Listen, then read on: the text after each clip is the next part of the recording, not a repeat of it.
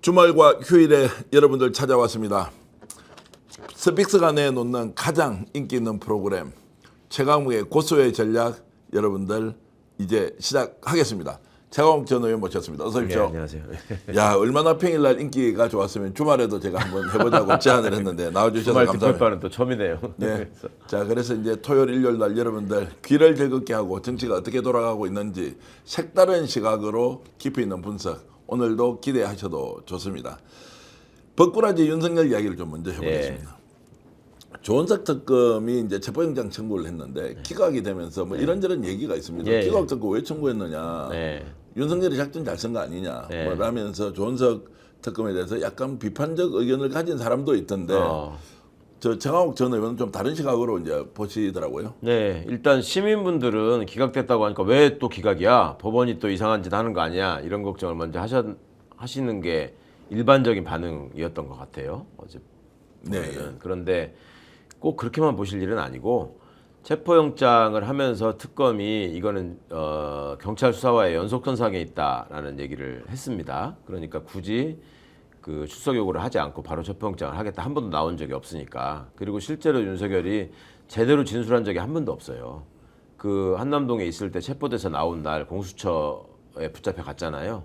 그때 한 번 딱 아주 간단한 몇 가지에 대해서만 부인하고 그 다음에 일체 진술을 거부했기 때문에 제대로 조사에 응한 적이 없고 뭐 그런 차원에서라면 체포영장을 발부해도 별로 그렇게 이상한 일은 아니었을 텐데 법원 입장에서는 여러 가지 이제 자기들 입장에서 큰 사건이기 때문에 좀 부담을 느낄 수 있는 측면이 있고 그리고 본인들이 아니 뭐 정해진 날짜에 나가려고 하는데 왜 체포영장을 하느냐 특검은 경찰하고 다른 데라서 거기는 나가겠다고 했었다 이런 식의 주장을 한 것 같습니다. 네. 그러니까 그러면 그래 나가라 굳이 뭐 영장으로 끌려가지 말고 이런 차원에서 기각했을 가능성이 있고요. 특검 입장에서는 그렇게 해서 본인이 나오겠다고 하니까 그러면 토요일 날 나와라 이렇게 이제 딱 명시를 해서 지금 통보를 한 거잖아요. 네. 그러니까 또 조건을 달잖아요. 무슨 9시에 나오라니까 뭐 10시에 가겠다. 뭐 또 공개되지 않는 쪽으로 뭐 나갈 수 있게 해달라. 이런 식의 이제 말 같지 않은 또 요구 조건을 달고 하던데 특검은 그렇게 하면서 계속 일종의 마일리지를 쌓아가는 거죠. 이자를 왜 구속할 수밖에 없는지, 그다음에 또 불응하면은 왜 체포영장이 집행돼야 하는지 이런 환경을 지금 조성하고 있는 거고 체포영장을 통해서 구속이 됐으면 48시간 안에 구속영장을 청구하고 또 열흘의 구속기간 안에 기소를 해야 되기 때문에 특검 입장에서 오히려 시간에 쫓길 수 있는 면도 있는데 이렇게 불구속 상태에서 조사를 받으러 나오게 되면 그걸 가지고 이제 여러 번 계속 출석을 시켜가지고 계속 조사를 할 수 있는 그런 어떤 시간 여유는 더 생기는 거죠. 네. 그러니까 윤 측에서 무슨 작전을 잘 짜서 성공했다라고 하는 거는 그 앞에서 성조기 들고 집회하시는 분들이 그냥 박수치는 얘기에 불과하고 현실적으로 따져보면 지금 피의자 윤석열이 너무너무 갑갑한 상황이 될 겁니다. 갈수록. 네. 자, 지금 방송을 보고 계신 여러분들 이 시각에는 지금 윤석열이 출석하고 네. 조사를 받고 있습니다. 자, 그러면 일단은 소환 조사를 하고 여기에서 영장 청구를 바로 한다거나 구속영장 칠 가능성이 있다 없다 이것은 지금 예상할 수 있습니까?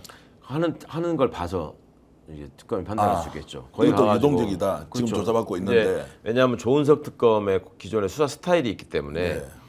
계속 거기 나와서 어느 정도 진술을 하느냐를 봐가지고 진술이 그나마 의미가 있는 진술을 하고 수사에 조금이라도 협조적인 자세로 나오면 돌려보냈다가 그러면 다시 와서 이 부분 정리하자라고 할 수 있지만 거기서 또 입 다물고 어깃장 쓰면서 내가 아무 죄도 없는 사람을 왜 여기다 놓고 망신 주느냐 이런 식으로 나온다거나 아니면 가서 그냥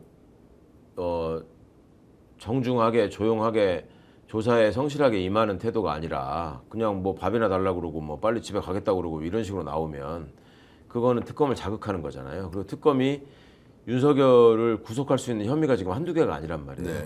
그러니까 특검의 전략에 따라서는 그래? 그러면은 영장으로 청구해서 잡아갈게. 그 구속돼가지고 너 어떻게 하나 보자. 이렇게 생각할 수도 있고. 자, 나눠서 여쭤보겠습니다. 자, 그러면 이제 오늘 조사를 받고 있는데 윤석열이 어떤 태도를 취할 것이냐. 적극적으로 호응하면서 성실히 임한다. 증거인멸, 도주 우려가 없다는 것을 보여줄 거냐. 그렇죠. 아니면 묵비권 행사를 한다든지 이제 어깃장을 놓는다든지 이 두 가지를 놓고 보면 윤석열이 어떤 태도를 보일까요? 그게 윤석열 입장에서 더 머리 아픈 일이 네. 될 거예요. 그러니까 일단은 그 진술을 거부하면서 어깃장을 놓을 것 같아요. 우선은 예. 뭐 이제 뻗대는 거지. 그런데 그 상황에서 특검이 충분히 압박을 할 겁니다. 당신이 이런 태도로 계속하면 집에 못 간다. 내지는 바로 우리가 영장 준비한 대로 지금 청구해서 넌 실질심사 때까지 여기 있어야 된다라고 할 수도 있고. 그러니까 그거에 각각에 어떻게 대응해서 윤석열 입장에서도 검사를 해봤고 조은석 검사의 수사 스타일을 본인도 어느 정도 알기 때문에 거기에 대비하는 여러 가지 방안에 대해서 변호인들하고 숙지를 하고 나름 수기를 하고 가야 될 텐데 그 제가 만약에 변호인이라면 아주 어거지를 쓰지는 말고 대답하는 척하면서 좀 뭐랄까 그 제대로 된 답변을 하지 않으면서 특검이 어느 정도 알고 있나를 떠보는 것도 하나의 방안일 수 있거든요. 그렇게 하고 다음에 또 나올 수 있는 여지를 만들자라고 했을 가능성이 높을 것 같아요. 자, 일단은 풀려나는 방식으로 그러나 예. 적극적으로 응하지 않을 가능성은 그렇죠. 높다 이런 예. 것이고 이제 그렇게 하면은 이제 다시 한 번 더 소환을 해야 되지 않습니까? 예. 그러면 이제 이것이 한 두세 번 정도 가면 결국에는 구속영장 청구할 수밖에 없는 거 아닙니까? 당연하죠. 지금 그리고 차고 넘치지 않습니까? 본인들과 그 변호인들의 수준에 의해서 보면 최대한 본인들이 박해받는 모양새를 자꾸 만들려고 할 거 아니에요. 예. 그러니까 일단은 저 사람들의 최고 목표는 일단 조사받고 나가서 정치적 선전 활동을 좀 더 하고 거기 가가지고 뭐 내용이 뭐 보니까 뭐 준비도 안 돼 있더라 뭐 아니면 뭐 그 말도 안 되는 걸 갖고 자꾸 몰고 가려고 하더라 뭐 이런 식의 어떤 정치적 공세를 계속 하려고 할 거예요.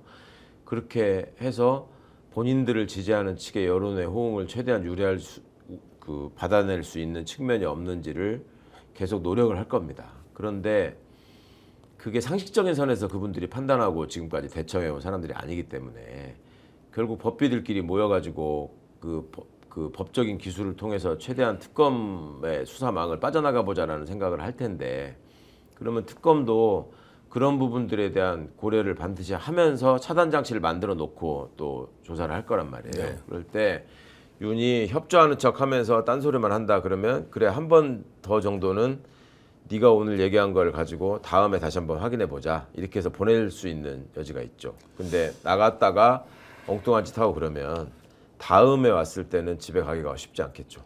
자, 윤석열의 태도가 무엇이든 간에 증거는 차고 넘친다. 예. 특수공무집행방해다, 비아폰 삭제 지시했다. 이제 이런 것들은 뭐 당장 현행범으로 구속시킬 수 있는 것이니 아예 특검이 들어왔을 때 구속시켜 버리자라고 이렇게 할 가능성도 열려 있습니다. 그것도 열렸죠 당연히. 예, 그러니까 윤석열의 그러니까 태도와 관계없이. 예, 비화폰 부분이나 이런 것들은 경호처 직원들에 대한 조사가 상당히 돼 있을 거기 예. 때문에 경찰도 사실은 그걸 전제로 해서 재평자까지 청구하려고 했던 거잖아요. 예. 그러니까 그런 부분들을 가지고 추가영장을 청구하는 거는 별로 어렵지 않을 것이고 그 다음에 지금 김용현한테 하듯이 그냥 기소해버리고 네. 영장에 대한 구속에 대한 판단을 또 법원에다가 부담을 넘기는 방안도 있을 수 있죠. 근데 특검은 아무래도 그거보다는 이번에는 조사를 통해서 구속영장을 청구해서 특검이 구속하는 그런 모습을 만들려고 할 겁니다. 네, 그래서 예. 최초로 조은석 특검이 윤석열을 구속했다 네. 하는 이런 어떤 타이틀을 가지고 싶어 할 거예요. 그래서 윤석열의 대응이 머리가 아플 겁니다. 자, 이건 그러면은 어차피- 이제 조사를 좀 더 해가지고 네. 특검에서 조사한 내용을 기반으로 이제 구속영장 청구를 하는 것이 순리다 이렇게. 예, 이제 그게 일반적인 방식인데 예, 예. 윤이 어떤 태도를 보이느냐에 따라서 네. 만약에 거기서 어거지 쓰고 진술 거부하겠다고 하면서 일종의 난동을 부리는 식으로 나온다. 예. 그러면 그거 집에 보낼 이유가 없잖아요. 예. 거기서 이미 나와 있는 증거를 가지고 그러면 영장 청구할 테니까 사전영장 청구할 테니까 당신 그러면 거기에 실질심사에 응해라. 이렇게 해서 붙잡아둘 수 있는 거라서. 윤석열은 그러면 버티게 해봐야 아무 소용이 없는 거네요. 지금. 그렇죠. 시간을 하루 이틀 뭐 3, 예. 4일은 벌 수 있을지 몰라도. 그래서 머리가 아플 거라는 거예요. 예, 그러니까 예. 본인 입장에서는 최대한 시간을 끌고 구속되는 게 제일 좋다고 생각할 텐데 그리고 그 시간을 벌어가지고 정치적 선전 활동을 하다가 잡혀가서 뭔가 억울하게 당하는 모습 이런 것들을 그려주기를 원할 텐데 특검도 그렇게 호락호락하지 않고 그 다음에 윤석열이 그렇게 버팅길 수 있는 뭔가 이렇게 믿을 수 있는 구석 같은 게 별로 없어요. 네. 그냥 우기는 거 말고는. 예. 그러니까 쉽지 않을 겁니다. 아마. 자, 그러면 변호인들이 여러 가지 이제 조언을 한다고 하더라도 네. 뭐 이런 질문은 좀 불편하긴 한데 그래도 여쭤보겠습니다. 네. 돈 때문에 변호인들 하는 겁니까? 아니면 신념, 이념, 뭐 대통령을 지키기 위한 본인의 충정 뭐 이런 것 때문에 하는 겁니까? 지금쯤이면 돈을 많이 못 받았을 것 같아요. 돈을 많이 못 받는다. 자기들의 어떤 정치적 입지를 위해서 하고 있는 거 아니겠어요? 그렇습니까? 예. 윤석열이 이렇게 옹호하면은 돈 어쨌든 자신들에게 뭔가 더 정치적 이익이 생길 것이다. 그렇죠. 예를 들면 유영아 변호사가 의원되는 모습 네. 그런 것들을 그리고 있겠죠. 자, 그러면 이제 윤석열은 버틸 수 없다. 네. 김건희도 지금 소환이 초읽기지 않습니까? 네. 특검에서 뭐 여러 군데서 동시에 소환을 할 수도 있을 것 같고. 네. 그럼 김건희도 지금 이번에 조사받으면 거의 구속영장 청구로 바로 간다. 부부간에 동시 구속이 될 수도 있다. 이렇게 우리가 전망할 수 있습니까? 그렇게 해야 되는 거죠. 이제 예. 시차는 좀 두겠지만 예. 김건희 같은 경우에는 특히 지금 조사를 피하기 위해서 지금 이번 핑계를 대고 지금 그 누워버린 거 아니에요? 예, 예. 그러면 그 상황이 얼마나 과연 유중한 것인지를 특검도 체크를 할 거고. 예. 그런데 이제 조사를 했는데 돌려보내면은 또 들어가서 더 아프다고 누울 거 아닙니까? 그거를 돌려보낼 필요가 없죠.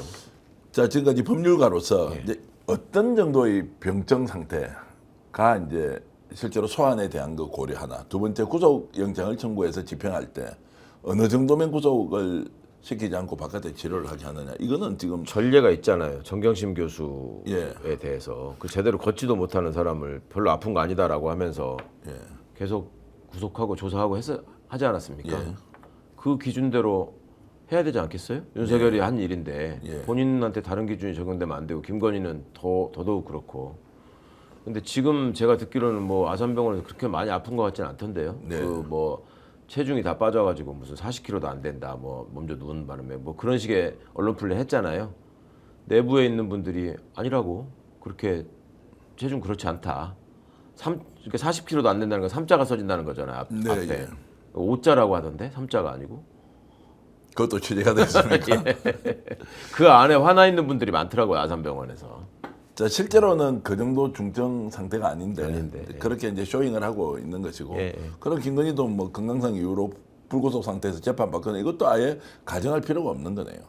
그렇죠. 그렇게 놔두면 국민들이 용납하지 않겠죠. 그리고 예. 특검 입장에서도 윤석열을 조은석 특검이 먼저 구속한다 그러면 김건희 특검 입장에서도 국민들한테 뭐라고 설명해야 될 소재가 있어야 되잖아요. 예. 뭐 저희가 조사를 해보니까 이러이러한 점들이 좀 더 있어서 차차 보겠다. 그러니까 이제 김건희는 워낙 지저분하게 이러저러한 사건들이 많아가지고 그죠? 그것들을 한번 구속해놓고 하나 기소하고 또 조금 있다가 또 하나 기소하고 이렇게 하는 것도 모양새가 그렇게 좋지는 않단 말이에요. 그러니까 김건희 특검은 쭉 한번 조사를 해가지고 마지막에 꼬린시키는 방법으로 갈 가능성이 높습니다. 네. 그러면 조금 시간이 더 걸릴 수는 있죠. 윤석열보다. 윤석열은 먼저 들어가 있고 그 다음에 김건희가 한두 달쯤 있다가 또 들어가고 이런 모양이 될 것 같아요. 자, 두 사람을 이제 좀 나누어서 질문을 좀 드려보겠습니다. 윤석열이 군사 쿠데타를 일으켰어요. 실패했어요. 예. 자기 죽을 각오로 일으켰을 거 아닙니까? 네. 근데 자기 부하들 감옥에 다 쳐넣고 본인은 계속 절차적 문제가 있다고 심지어 지금 뭐 네. 헌법 소원도 하겠다고 이렇게 나오는 법꾸라지의 행태, 네. 리더로서 또는 대통령 출신으로서 어떻게 보면 법률가로서 이 사람이 네. 왜 이렇게 정말로 더티합니까? 그냥 자기가 실패했으면 죽어야 되지. 목숨 걸고 했을 거 아닌가요?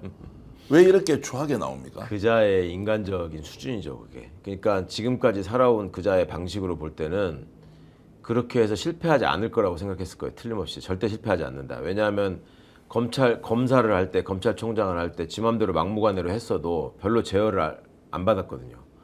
근데 그자의 입장에서 볼 때는 내가 검찰총장보다 대통령이 훨씬 더 높은 건데 대통령이 됐는데 내가 내 맘대로 못한다고? 이런 생각이 많았을 거고, 그리고 이런 상황이 오더라도 본인이 절대 그걸 심정적으로 인정할 수가 없을 거고, 왜냐하면 또 겁이 많기 때문에 인정을 하면 본인이 무너지니까 더더욱 인정을 못합니다. 그러니까 실제 어쩔 망정 겉으로는 계속 블러핑을 할 수밖에 없는 그런 성정을 타고난 사람인데다가 예전에 자기가 검사를 하면서 했던 짓을 또 본인이 알잖아요. 그러니까 자기가 들어갔을 때 겪어야 될 여러 가지 어려움이나 수모나 이런 것들에 대한 공포가 누구보다도 큰 게 윤석열이기 때문에 어떻게든 이거를 부정하고 현실을 부정하고 모면하고 도피하려고 하는 심리가 크게 작동할 겁니다. 그래도 그 옆에서 그동안에 물적 심적으로 그 지원을 하고 자기를 이끌어줬던 김건희마저 지금 무너지는 상태가 되니까 더더욱 내가 살아야 된다는 생각만 앞서는 거지 단 한 번도 이 사람이 자신이 조금 책임을 지고 희생을 감수하더라도 자기를 도왔던 사람들한테는 피해를 최소화해야 된다는 생각으로 살아본 적도 없고 그런 식으로 행동한 적이 단 한 번도 없어요. 예를 들어서 뭐 바이든 날리면 같은 때도 본인이 저질러 놓고 지가 책임지고 인정만 하면 끝날 일인데 그 아랫 사람들 얼마나 많이 힘들게 하고 괴롭혔습니까? 심지어 그때 대변인이었던 김은혜 씨 같은 경우에는 무슨 뭐 쌍욕을 듣고 일주일간 몸져 누웠다 이런 소문이 막 퍼질 정도였잖아요. 그런데 그런 일들로 쭉 일관해 왔을 때도 윤석열이 갖고 있는 어떤 대통령이라는 지위 때문에 거기다 대고 아니 이게 좀 너무하지 않느냐라고 한 사람이 하나도 없었잖아요. 그리고 그 중간 요새 이제 나오는 얘기를 보면은 대표님도 많이 들으셨겠지만 용산에서 무슨 수석들을 모아놓고 회의하고 그러면 김건희가 돌아가지고 막 지시하고 화내고 막 남편 때리고 가고 막 이랬다는 거 아니에요. 그 그런 얘기까지 들었습니까? 뭐 등치고 하고 또 예. 제대로 하라 그러고 뭐 이런 얘기들을 이제사 하잖아요. 이제사. 예. 정권 바뀌고 나니까. 예. 그런 자들인데 그런 자들을 거느렸던 수계의 입장에서 자기가 그런 태도를 바꾸면 자기가 오히려 더 당한다는 생각 정도 하겠죠. 잠깐만요. 이제 본론 가기 전에 격가지로 갔는데 그 질문 좀 드리고 등을 이렇게 두드리고 나갔다라는 건 어디서 얘기 들으셨어요? 아니 용산에서 그 회의에 참석했던 예. 그 장면을 목격했던 행정관이나 이런 사람이 그러니까 윤희 왜 대선 토론 과정에서 그 홍준표 대표를 아니 뭐 이렇게 치고 가고 그랬잖아요. 예, 예. 그때 뭐 여러 가지 주가나 이런 걸로 공격받았을 때 그러니까 그 모습이 윤 입장에서는 남에 대한 어떤 가해로 생각하지 않은 것 같더라. 예, 그래서 그게 뭔 소리냐 그랬더니 아니 거기서도 부인이 뭐 이거서 이렇게 하면서 아이 좀 저기 해서 잘 챙기세요 뭐 이렇게 하는 모습을 자기들이 있는 데서도 봤는데 그리고 실제 그 부부가 아크로비스타에 살면서 누구를 초대해가지고 뭐 이렇게 식사하고 이런 적이 있었다 그랬잖아요. 예. 그때도 술 먹고 들어가가지고 술상바라고 할 적에 그 따라간 검사들이 있었단 말이에요. 옛날에. 그때도 들어가자마자 술 먹지 말라니까 또 먹고 왔냐고 이렇게 등짝을 때려가지고 그걸 보던 후배들이 아유 형수님 그렇게 때리시면 뭐 어쩌고 하니까 유는 뭐 일상으로 그렇게 하는 것처럼 웃고 들어가더라 이런 얘기가 있었단 말이에요. 그 둘이는 아주 각별한 사이예요. 아니 아크로비스타 저 집 안에서 구질함을 하는데 제3자가 여기 들어와 있는데도 거기서 1시간 동안을 그래요. 닦아 세우더라는 거예요. 예. 그런 거 본 사람 많잖아요. 근데 그게 뭐 거기에 한남동 갔다고 바뀌었냐 그렇지 않죠.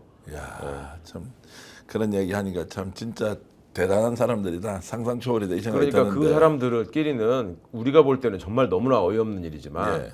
그게 일상이었기 때문에 오히려 그런 얘기를 할 수 있는 거예요. 다른 예. 사람들한테. 야, 거꾸로 이제 다시 돌아가겠습니다. 자, 윤석열 이제 이런 방식으로 본인이 주위 사람들에 엄청난 피해를 주고 그러다 보니까 국민들은 이자를 당장 구속을 좀 시켜서 네. 영원히 감옥에 있도록 하라는 이게 이제 부글부글 끓는 마음이 정말로 감정으로 하면 이루 말할 수가 없는데 왜 이렇게 특검 늦어나 하루라도 빨리 구속 좀 시켜라 라고 하는데 좀 더 그래도 절차가 진행될 수밖에 없는 상황이네요. 응징을 좀 하면 좋겠는데. 완전을 기해서 가도 예. 이 핑계 저 핑계 되면서 뭐가 이게 절차를 안 지켰네, 뭐가 시간이 안 맞네 이런 걸 계속 트집 잡잖아요. 예. 지금 벌어지고 있는 상황도 이미.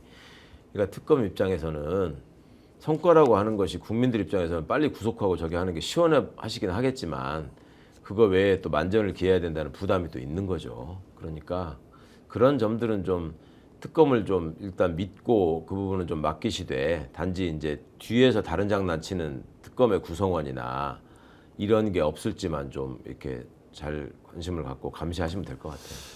박근혜 전 대통령 같은 경우에 그래도 일말에 동정 같은 건 있었거든요. 그렇죠. 윤석열은 동정하는 사람을 저는 본 적이 없습니다. 그 좀 지나고 나면 대구에서 또 동정하지 않을까요? 윤석열은 잘못이 없다. 뭐 아니 대구 분들 원래 그랬잖아요. 예. 박근혜가 무슨 잘못이냐? 저 최순실이 잘못이지. 예. 그런 식의 얘기를 스스로 만들어서 자기 방어 논리를 만들지 않습니까? 예. 워낙 부끄러운 선택을 했으니까. 대구라고 자꾸 언급해서 죄송한데 대구에 예. 사시니까 제가 하는 말이고 어쨌거나 그 윤석열을 지지하고 이번에도 김문수를 지지하는 사람들의 입장에서는 내가 부끄러운 짓을 했다라는 걸 인정하고 싶지 않단 말이에요. 예. 그러면 뭐라도 핑계거리를 만들어야 되고 그러면 아니 윤석열이 뭐가 잘못이냐 계엄도 할 수 있는 거 아니냐 이런 얘기를 대선 과정에서 했지 않습니까? 예.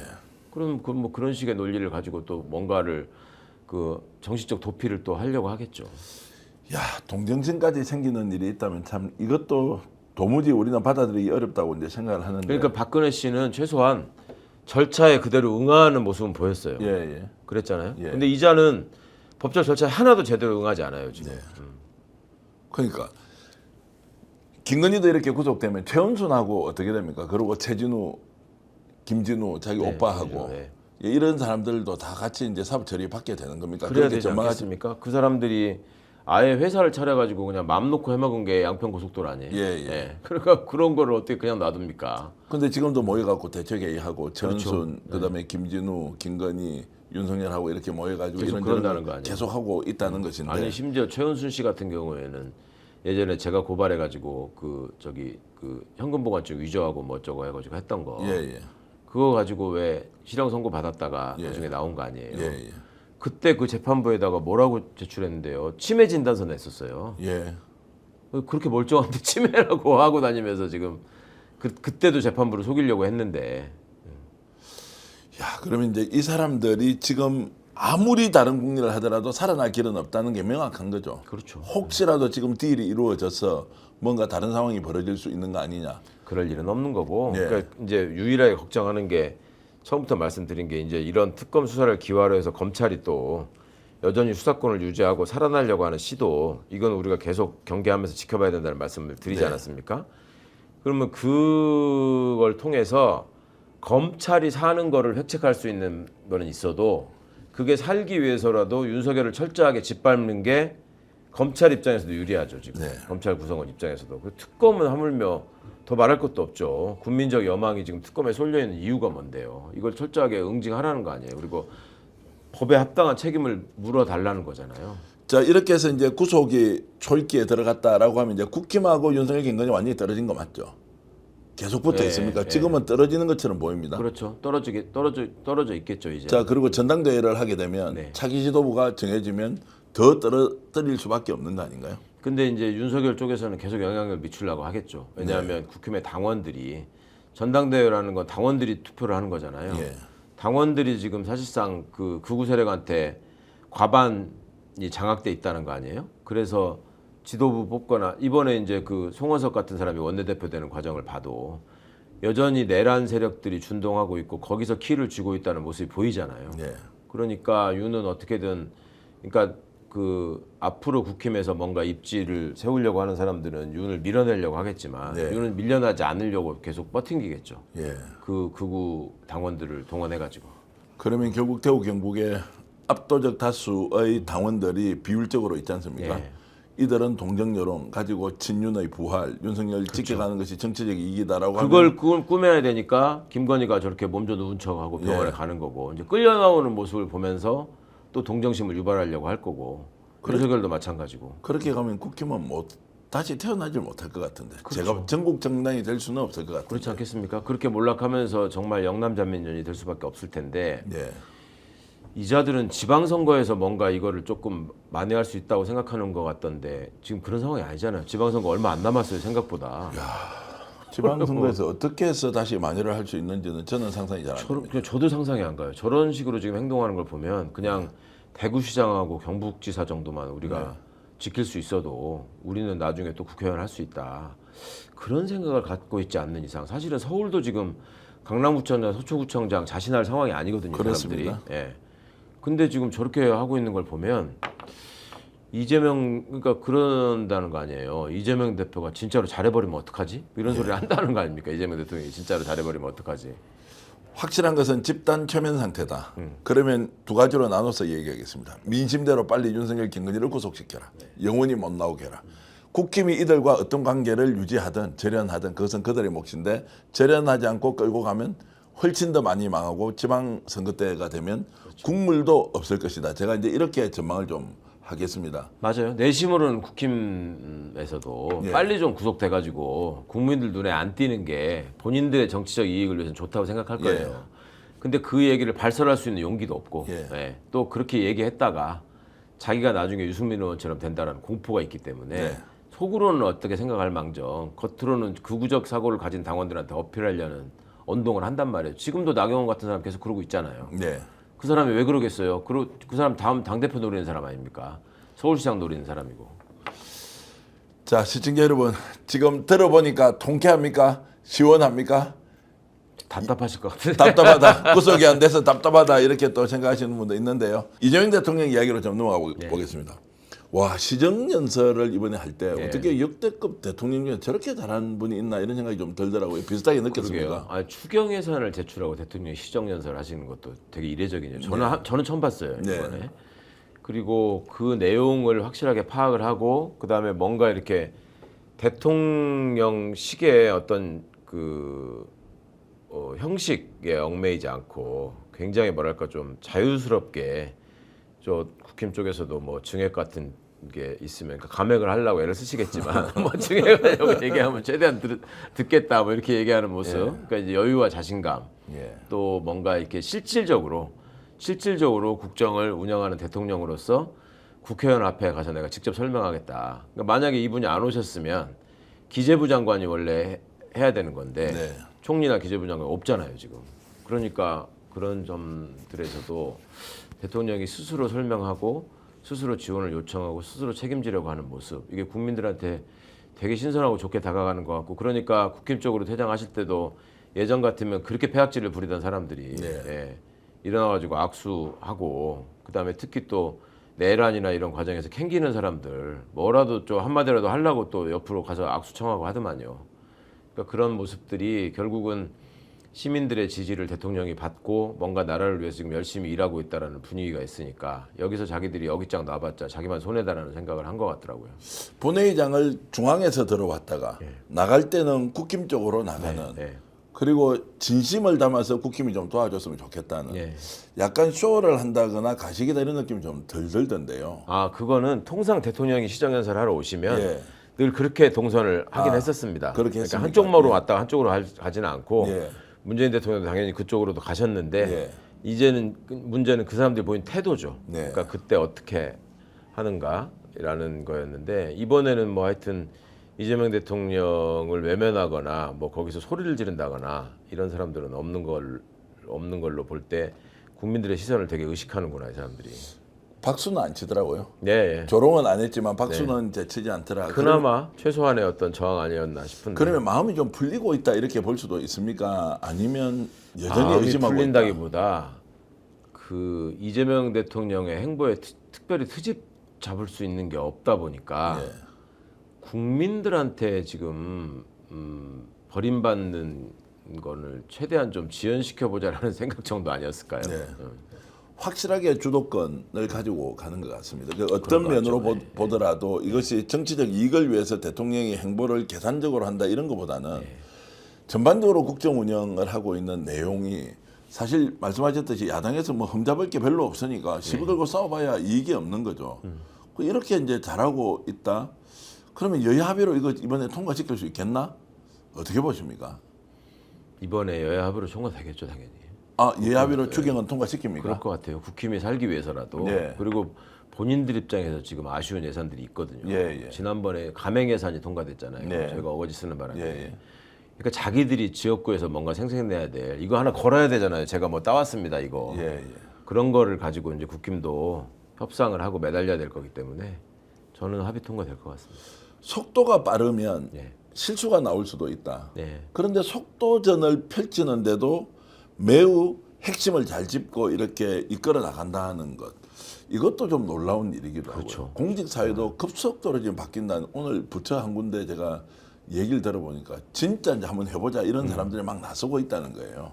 아, 당연히 그렇지 않겠습니까? 대통령이 어제 이제 그 공항 이전 문제 때문에 왜 광주시장, 전남지사, 예, 예. 무안군수 이렇게 다 있는데 타운홀 미팅하는 모습도 예, 예. 과거에 전례가 없었던 모습이잖아요. 예. 근데 거기서 그 대변인이 그 사회를 보고 진행을 하는데 아 내가 하겠다라고 하고 이거 빨리빨리 정리해 나가야 되니까 그러면서 쟁점을 탁탁탁 짚어가지고 본인이 지방정부를 운영했던 경험들을 그대로 녹여가면서 주민들이 이래서 불안해하는 거예요 하면서 설명을 하시지 않습니까? 그러니까 이제 그런 모습들이 국정에 대한 파악이 굉장히 잘 돼 있고 그다음에 그간의 과정 여러 과정들을 통해서 또 많이 준비가 돼 있다. 그리고 공약으로 했던 거를 빨리빨리 실천하고 해결하려고 한다. 이런 여러 가지 모습들을 보였잖아요. 대통령이. 그러면 대통령이 거기에 현장에 가가지고 바로바로 그렇게 대화를 하는데 장관이 혼자서 그냥 자기 방에 앉아가지고 보고서 가져와봐 이렇게 할 수 있겠습니까? 또 지자체장들은 자기 이제 신임을 묻는 선거가 1년밖에 안 남았어요. 그분들인들 방 안에 앉아 있을 수 있나요? 또 뭐 영남이나 강남의 지자체장이라고 해서 나는 국회의원이니까 나잡아져 있을까 이렇게 할 수 있나요? 너무 대비될 거 아니에요. 그러면. 그러니까 대통령 한 사람이 리더로서 보이는 모습이 공직사회에 그만큼 엄청난 파장을 미치고 있는 거죠. 그리고 거기서 승진해야 되고 인사를 잘 받아야 되는 공무원들 입장에서도 뭐든지 일을 적극적으로 찾아서 챙겨서 하는 모습을 보여야지 자기한테 유리한 거지. 예전처럼 대충 미사여구를 통해 가지고 보고서 이쁘게 다듬어 가지고 그걸로 그냥 인정받는 이런 시대가 지났다라는 거는 절감하는 것 같더라고요. 제가 광주가 난리 났다 이렇게 좀 표현을 쓰는데요. 예. 그래서 이제 태스크포스 팀을 구성하자라고 했으니까 그 TF 팀을 강기정 광주시장이 내가 건의한 것이다라고 이렇게 홍보도 하고요. 아 알겠습니다. 그러면 그렇게 하시죠라고 하면서 이제 가기도 하고 또 다른 한쪽에서는 강기정 시장의 경쟁자가 있지 않습니까? 내가 그 주장했는데 대통령 내가 가까우니까 이렇게 빨리 하는 거 아니냐라고 알고 보면 대통령이 잘한 것인데 어쨌든 그 이제 공지사는 주위에서 경쟁적으로 하는 모습은 나쁘진 않더라. 그럼요. 그럼 이게 이제 묵은 문제로 무한공항 어떻게 할 거냐, 광주 시내공항 어떻게 할 것이냐라고 사실 지금 10년 넘게 싸우고 있는 거지 않습니까? 어떻게 대통령 한 사람이 정말 이 문제를 해결하러 내려가서 단방에 서로 주고받을 거 뭔지 의논하시고 결론 냅시다. 라고 할 수 있느냐. 한 사람이 이렇게 많은 것들을 정말로 묵은 과제를 풀 수 있느냐라는 데 의문을 제기하는 사람도 많습니다. 저는 그 성남시장 경기도지사를 해보신 경험이 이번 그 문제에서 특히 그 장기로 발휘된 것 같아요. 그러니까 기초단체장의 입장, 광역단체장의 입장, 그다음에 그분들이 가용하게 쓸 수 있는 재원 이런 것들을 대통령이 다 파악하고 있는 거예요. 그리고 당신이 경험을 해보니까 중앙정부가 어느 부분에서 어느 만큼 들어가야지 이게 주민들도 안심하더라라는 거를 본인이 예를 들면 지방정부를 운영할 적에 중앙정부의 지원을 간절하게 원했던 경험들이 있으니까 내가 대통령이 됐으니까 내가 그걸 해결하겠다, 풀어주겠다. 그거를 바로 SPC 얘기를 하고 그다음에 광주에서 1조를 무안에다가 넣겠다고 하니까 그거 1조로 있냐 당신이 돈이 이렇게 바로 물어보잖아요. 그러니까 뭐 이런 거를 이제 개발 이익을 가지고 뭐 측정을 해보면 뭐 8천억까지는 맥시멈으로 가능하다 이런 얘기를 전남지사가 얘기를 하고 그 나머지는 뭘로 채울 거냐 이런 부분이 무안 군민들의 입장에서는 사실 지방정부끼리의 어떤 협의에 의해서 그거를 기대하고 이루어진다고 보려면은 불신을 할 수 있는 구석이 많죠. 무안은 일단 소수고 그 다음에 이 세력도 약하고 그 다음에 광주시장이 강기정 시장이 계속 한다는 보장도 없고 그 다음에 지금 광주가 약속한 여러 가지 문제들이 일거에 뭐 1, 2년 사이에 그냥 결판이 나는 일이 아니잖아요. 그게 거의 개발도 해야 되고 이전하고 하려면 몇 년 걸리잖아요. 그러면 무안군민의 입장에서는 아니 그때 가가지고 도지사 바뀌고 시장 바뀌면 또 딴소리하면 어떻게 하느냐 우리는 그런 생각을 당연히 하시는 거죠. 그러니까 그거를 중앙정부가 사실상 약속을 하고 보증하는 형태가 된 거잖아요. 그러니까 그런 모델은 지방정부를 운영하면서 그 지방정부가 갖는 한계나 주민들이 하는 걱정을 실제로 체험해 본 사람이 아니면 그렇게 할 수 없는 자신감인데 그거를 현장에서 그거를 짚어냈다라고 하는 게 그러니까 박수를 받을 수밖에 없는 거죠. 그래서 어떤 분이 이런 비유를 하더라고요. 100km 정도 달릴 수 있는데 시속 60km가 안전하다고 계속 쳐다보고 내버려뒀다는 거예요. 그러니까 속도를 100km까지 올리는 것. 그리고 위험성이 좀 늘어나지만 그 안전 기준으로는 100km 문제가 없는데 왜 이렇게 안 달렸느냐. 이걸 지금 이제 문제 제기를 하면서 핵심을 짚어내고 속도전으로 가는데 위험하지 않는 정도까지는 최대한 끌어올려서 가자. 이렇게 하면은 이제 우리 국가가 안고 있는 난제들 중에서 상당 부분이 이제 해소가 될 수도 있다. 물론 중장기 과제로 이제 가야 되는 것도 있지만 그런 이제 이재명의 리더십을 직접 경험을 하니까 와 지금까지 봐왔던 것보다 훨씬 더 많은 일을 지금 할 수 있겠구나. 그리고 그냥 대통령이 TF를 얘기하시는 게 그냥 얘기가 아니라 예전 같으면 대통령이 거기 가서 아 여러분 말씀 충분히 들었고 돌아가서 관계 부처들 다 저기에서 논의하게 해가지고 가장 적합한 해결책을 드리겠습니다. 되게 이 정도였단 말이에요.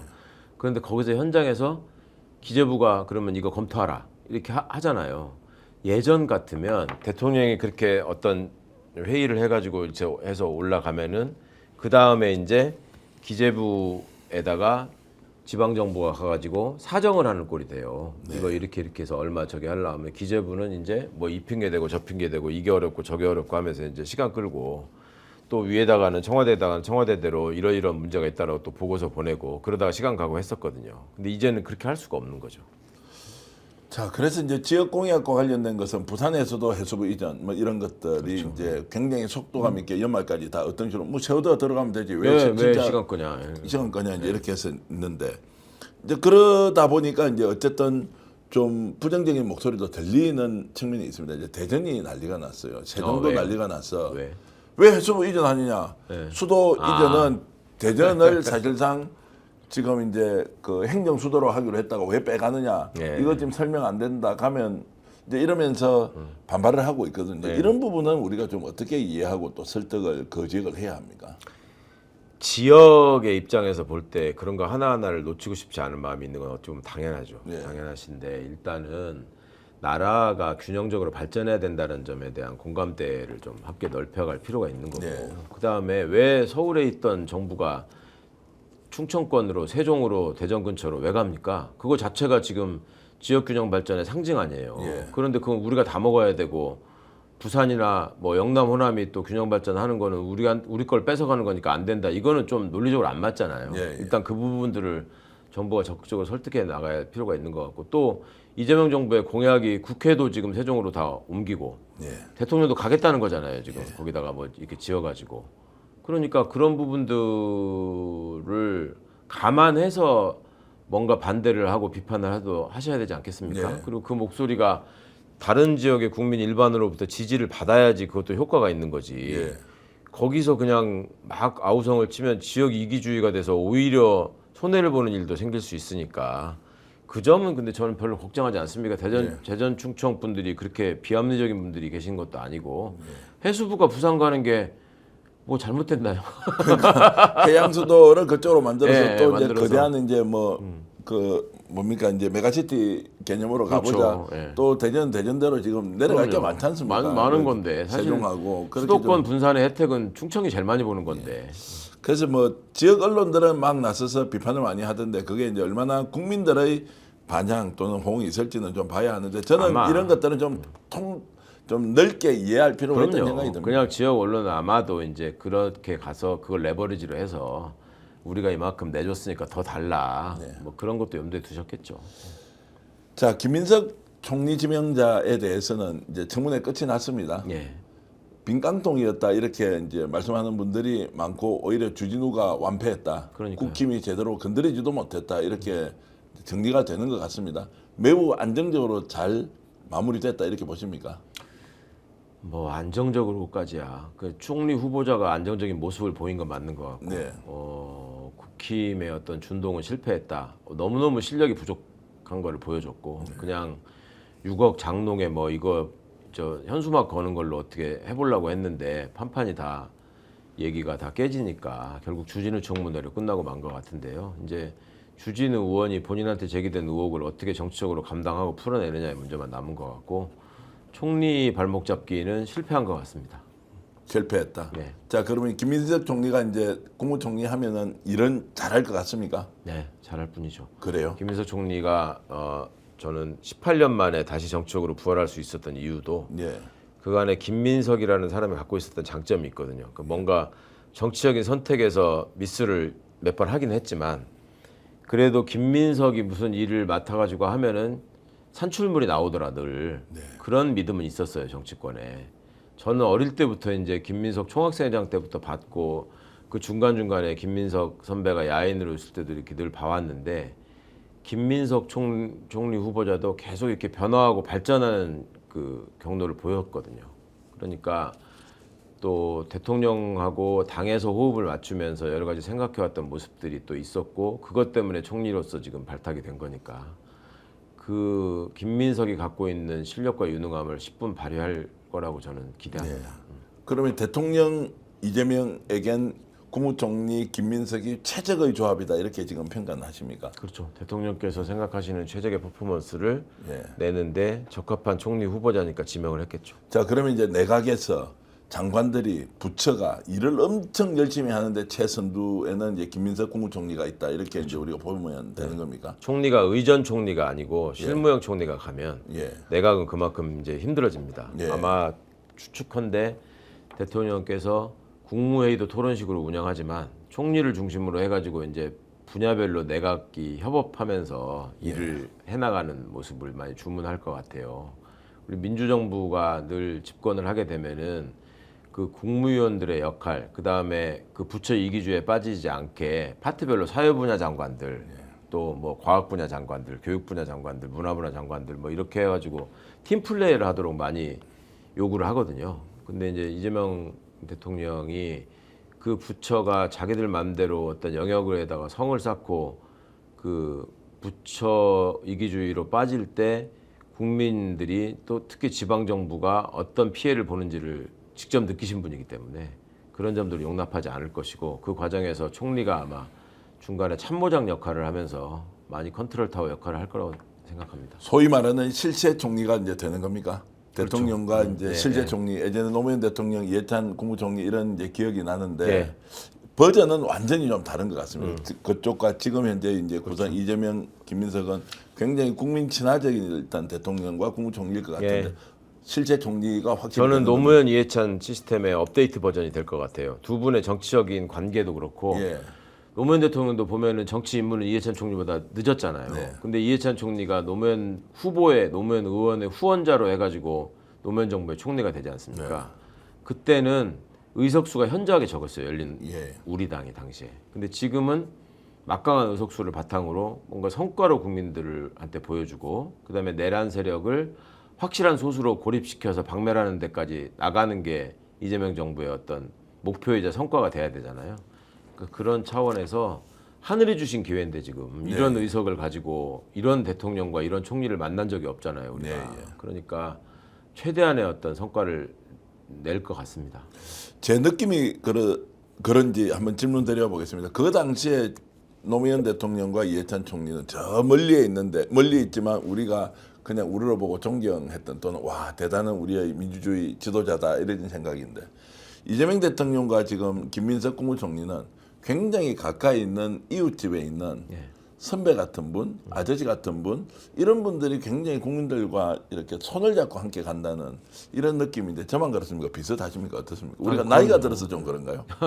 그러니까 저희가 뭐 좀 더 가까이서 봤던 분들이기도 하지만 예전처럼 그 대통령이라는 존재가 저 먼 곳에서 내려오는 초인으로서 우리를 구원해 줄 사람 이런 이미지가 좀 아니잖아요. 이재명 대통령의 경우에는 우리가 어떻게 보면 지켜냈고 우리가 구했고 그런 사람이 우리의 대표자로 지금 그 일을 열심히 하겠다라고 하면서 막 지금 동분서주하고 있다. 그러니까 거기에서 느끼는 어떤 믿음과 기대와 통쾌함이 국민들한테 있는 거라서 예전에 대통령을 뭔가 우리가 가까이 그 대할 수 없었던 조금 떨어진 존재로 받아들이는 것보다 훨씬 더 친근하게 여길 수밖에 없는 상황인 것 같아요. 지금. 3년 전에는 이재명 대통령과 윤석열이 경쟁자였고 한 사람은 0.73% 포인트 차이로 이겼고 그리고 3년 동안 나라는 망했고 이번에 이재명 후보가 대통령이 되어서 가만히 되돌아보면 경쟁을 했던 상대인데 두 사람이 어떻게 이렇게 하늘과 땅 차이처럼 이렇게 그러게 말입니다. 달라 보이느냐. 어떻게 세상에 우리는 이런 두 사람을 지금 마주하고 있었던 것이냐. 차이가 나도 어떻게 이렇게 날 수가 있습니까? 그러니까요. 이게 한 달도 안 돼가지고 이렇게 많은 것들을 보여줄 수 있고 아니 그리고 지금까지 사실상 윤석열 내각을 지금 이끌고 지금 국정을 수행하고 있는 거잖아요.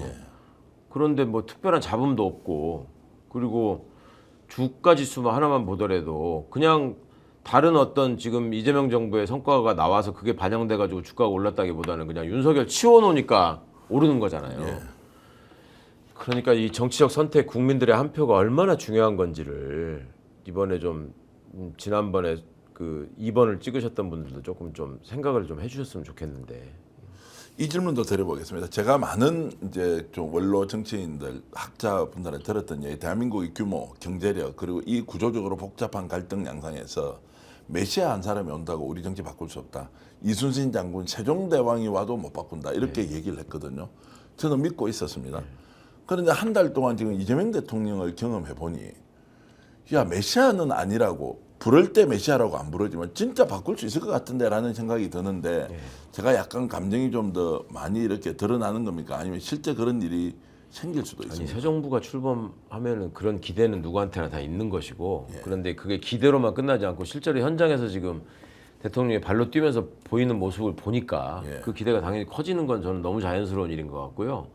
그리고 실제로 또 이재명 대통령이 대통령의 지위에 올 때까지 그분이 과거의 어떤 정치적 지도자하고는 다른 경로를 통해서 지금 대통령이 된 거잖아요. 그러니까 당신 스스로 일궈낸 성과를 바탕으로 국민적인 지지가 모여서 대통령 자리까지 왔단 말입니다. 그러니까 훨씬 더 국민들이 그 성과에 대한 어떤 믿음 같은 게 더 커져 있는 것 같고, 예. 그러니까 어떤 다른 내 삶과 떨어져 있는 정치의 공간에서 별도로 성장해 온 나와는 조금 떨어진 존재 같은 신비로운 감이 있는 지도자가 아니라 현장에서 늘 우리하고 함께 호흡하고 우리하고 함께 싸우고 또 우리하고 함께 죽을 고비를 넘겼던 그런 사람이 앞장서고 있다라는 점에서 오는 기대가 큰 거는 너무너무 저는 자연스러운 일인 것 같고, 그런 거를 받들어서 또 성과를 내겠다고 계속 다짐하면서 대통령이 막 바쁘게 움직이니까 저는 유일하게 걱정하는 것은 이제 그런 대통령과 호흡을 맞춰서 확실하게 성과를 낼 수 있는 팀플레이가 네. 우리 내각과 대통령실에서 얼마만큼 가능하고 얼마만큼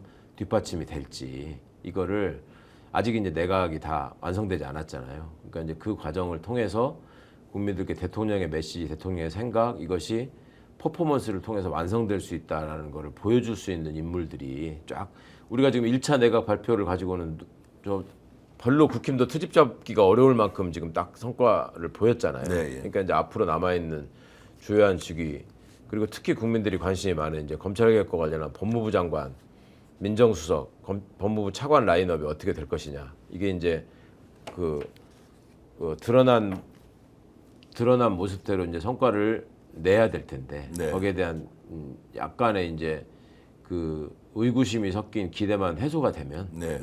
좀 충분히 많은 성과를 내지 않을까 생각합니다. 자, 속도에서도 내용에서도 흠잡을 데가 없다. 그래서 저는 오늘 여러분들께 제안을 하나 드리려고 합니다. 메시아가 없다. 뭐 잘 알겠습니다. 그러나 지도자 한 사람이, 리더 한 명이 바꿀 수 있는 분야가 정말로 5,200만 국민들의 그 마음 하나하나를 읽어내는 것처럼 가면 그런 기적의 결과를 이재명 대통령이 만들 수 있지 않겠느냐 생각이 드는데, 여러분도 저와 함께 비슷한 생각을 하시는지 자문을 좀 해보시면 좋겠습니다. 믿고 좀 따라가면 되겠죠? 예, 저는 꼭 될 것 같습니다. 그죠? 네. 되는 거죠? 그 저는 늘 말씀드리지만 우리 최강욱 의원께서도 하여튼 이 정부와 함께 꼭 이 정부를 성공시키는 길에 이제 참여를 해주시면 좋겠다는 말씀을 드리겠습니다. 오늘 방송 어떻게 보셨습니까? 야, 시간 가는 줄 모르고요. 너무너무 정말로 분노 섞인 상황에 대해서는 질타를 하고, 그리고 우리가 기대하고 있는 이 내용에 대해서는 또 큰 희망을 준 우리 최강욱 의원께 진심으로 감사의 말씀드리고요. 최강욱 TV도 여러분 구독, 좋아요 많이 해주시고, 스픽서 구독, 좋아요에 대해서 늘 감사의 말씀드리고 있습니다. 잠시 광고 전해드리겠습니다. 3구 갈비입니다. 모두 3,900원으로 따뜻하고 간편한 한 끼를 드실 수 있게 음식점, 주점, 프랜차이즈 등에 납품을 하는 B2B 전문 제조업체입니다.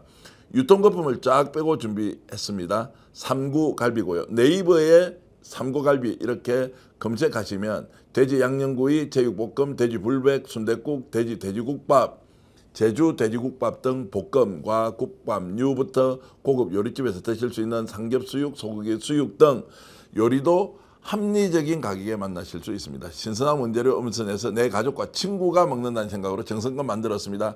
든든하면서도 간편한 메인 요리를 3,900원 가격에서 확실하게 여러분들 메리트 드리겠습니다. 돼지 양념구이 한 팩 3,900원, 3구 갈비 꼭 검색해 보시고 필요하신 분들 구매해 주시면 고맙겠습니다. 맛있는 콜라보 무료 배송, 이 제품도 조금 전에 홍보해 드렸고, 저희들 화면의 태그와 오른쪽 댓글창 상단에 정말로 저런 가격에 만날 수 없다라고 하는 신비 복숭아 2kg과 1kg의 방울토마토 정말로 최고의 가격으로 만날 수 있습니다.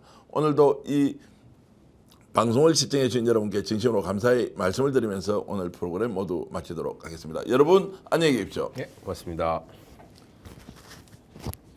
지금 나가야 되는 시간이 쫓기시는군요. 오늘 방송 어떠셨습니까? 마음에 들었다면 구독, 좋아요로 스픽스를 응원해 주십시오. 여러분들의 구독, 좋아요는 가장 큰 힘이 됩니다. 스픽스 구독, 좋아요.